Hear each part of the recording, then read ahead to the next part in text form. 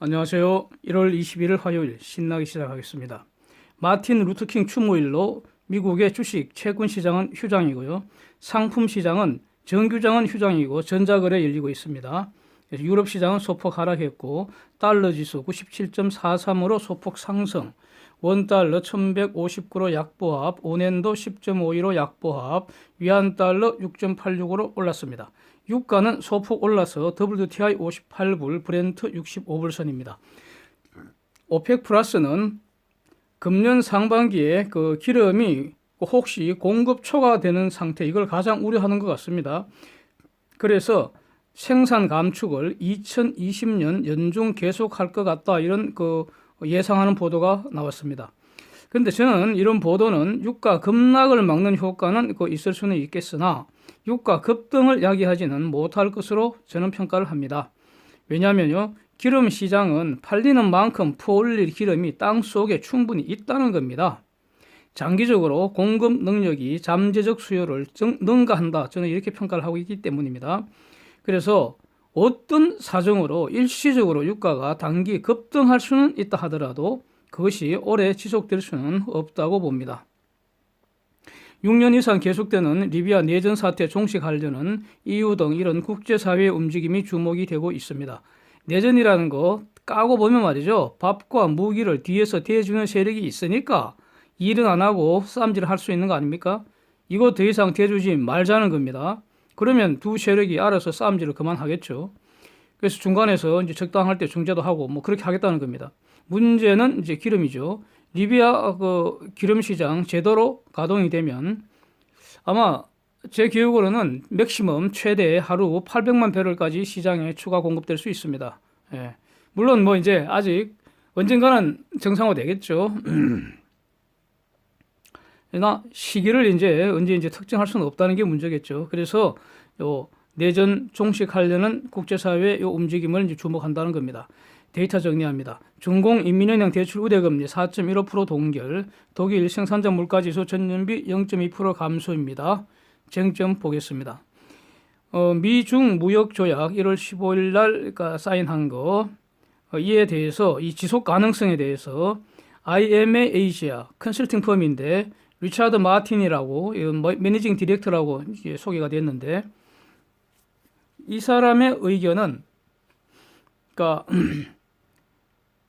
금년에 망가지지 않고 작동할 가능성 could survive 50%, 내년에는 25%랍니다. 이렇게 제시를 했습니다. 즉 이 사람 의견은 2년 내 망가질 가능성 매우 높다는 건데, 더 직설적으로 말하면요, 내년에는 깨진다는 겁니다. 내년에 서바이브 할 확률이 25%니까 이거 깨진다는 소리죠, 이 말은. 근거는 두 가지를 제시하면서 정부 주도로 맺은 이런 종류의 조약들의 성공 사례가 희박하다. 다음, 상황이 바뀌면 때려치워버릴 그런 조항들이 많다는 겁니다. 때려치운다. Walk away from the deal. 이렇게 이걸 야기할 조항들이 많다는 겁니다. Walk away from the deal. 이걸 제가 때려치운다, 이렇게 번역을 했습니다. 두 가지 근거 전부 저는 별로 마음에 안 듭니다. 저한테는 영향가가 없게 들립니다. 제가 보기에는요, 금년에 중공이 페이스 1딜에 있는 이 숙제를 얼마나 성실하게 하는지, 그 다음에 페이스 2딜 협상이 제대로 진행되는지, 이걸 이제 주목을 해야 할 것으로 보이는데, 그 전제가 되는 것이 트럼프의 재선 가능성 아니겠습니까? 재선 가능성이 지금보다 더 확실해지면은 감히 중공 따위가 다시 개길 수 있겠습니까? 그러기 힘들다고 봅니다. 예. 지난 10월 직전에요, 어떤 상황까지 갔습니까? 트럼프가 완전히 뚜껑이 열렸을 때, 기존 관세 확 올려버리고, 다음, 미국 내에 있는, 중국 내에 있는 미국 기업들 다 철수 명령 내려버리고, 다음, 세 번째, 미 자본시장에서 중공기업 다 상장 폐지시켜버린다는 그런 말까지 나왔습니다. 자, IMF가 글로벌 성장률을 다시 하향 조정했습니다. 금년에 3.3%, 내년에 3.4% 이렇게 하향 조정했는데, 그러면서 2019년 글로벌 성장률은 2.9% 성장을 한 것을 이렇게 값을 제시를 했습니다. 그래서 이 말을 종합해 보면은 금년에는 작년보다는 좀 나아지겠지만은 그러나 예상했던 것보다는 금년에는 더 못할 것 같다 이 말이죠. 그 중공 경제 성장률 금년에 0.2%포인트 상향 조정해서 6%를 제시를 했습니다. IMF의 그 의견일 뿐입니다. 예. 홍콩 시민들의 저항은 9개월 이상 지속되고 있는데 9월 선거에서 완전 직선제 요구하고 있습니다. 야, 직선 쟁취. 옛날에 젊을 때 그 시청 앞에서 이렇게 소리 지르던 게 생각이 나네요. 예. 홍콩은 대략 그 800만 그 시민들 의사가 일치해서 지금 중공의 그 공산 독재 체제 거부하는 것으로 이렇게 보이는 거죠. 그래서 이번 그 시위하면은 이 사람들은 성조기, 영국기, 그 다음에 식민지 시대 홍콩기를 들고 있다는 겁니다. 이런 거는 들고 흔들고 중공 깃발은 불태워버리고 그런다는 거죠. 그리고 시민들의 자유의사에 대해서 폭력을 행사한 현재의 홍콩 정부를 국제사회가 제재를 해달라고 지금 그 부탁을 하고 있습니다. 결국 홍콩 시민들의 그 의사는 저는 이렇게 짐작이 됩니다.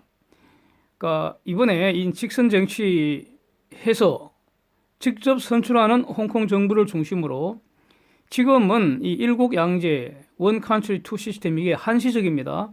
2047년인가 그때 끝나버리죠. 끝나버리면 완전히 법적으로도 그냥 일국 일제가 되는 겁니다. 그래서 이거를 한시법이 아니라 영구법으로 바꾸고 더 나아가서 대만과 함께 홍콩 독립을 추구할지 이게 이제 주목이 되는 거죠. 홍콩과 대만의 움직임이 이제 신장, 티벳 이런 지역과 또 연계되는지도 앞으로 주목을 해야 되지 않을까 싶습니다. 그러니 중공 입장에서는 이와 관련해서 미국과 딜할 것이 크다는 거죠. 어쨌든 미국의 협조를 받아야 되지 않겠습니까? 이란의 선택, 결국 대화 아니면 대결인데요. 대화 아니면 대결, 둘 중에 하나를 이란은 선택을 해야 되지 않겠습니까? 이란은 핵 협상을 위한 대화의 문이 완전히 닫힌 것은 아니다. 이렇게 말은 하면서도 또 유럽이 2015 핵 협상을 다시 유엔 안전보장 이사회로 가져간다면은 왜 이런 말이 나올까요? 유럽 3국이 지난주에 분쟁 조절 절차 개시했다는 거 이제 말씀을 드렸는데 이거는 결국 유엔 안보리로 가져가는 수순으로 보인다는 겁니다. 그래서 이란이 이렇게 이 케이스를 안보리로 가져가면 그러면은 이란은 NPT 탈퇴할 거다 이렇게 말했다고 합니다. 자, 이란은 저는 계속 착오를 하고 있는 것 같습니다. 이란이 착오 뭐냐 하면은 이란이 뭐 핵 활동을 재개하거나 즉 그 핵 활동 그 수비를 점점 높여가는 거, 즉 핵 협상에 있는 그 의무를 위반하는 거죠. 이렇게 하거나 아니면은 NPT 탈퇴 카드를 이렇게 살랑살랑 흔들면 미국이 이란 요구사항을 들어주겠습니까? 절대로 불가능하죠. 불가능합니다.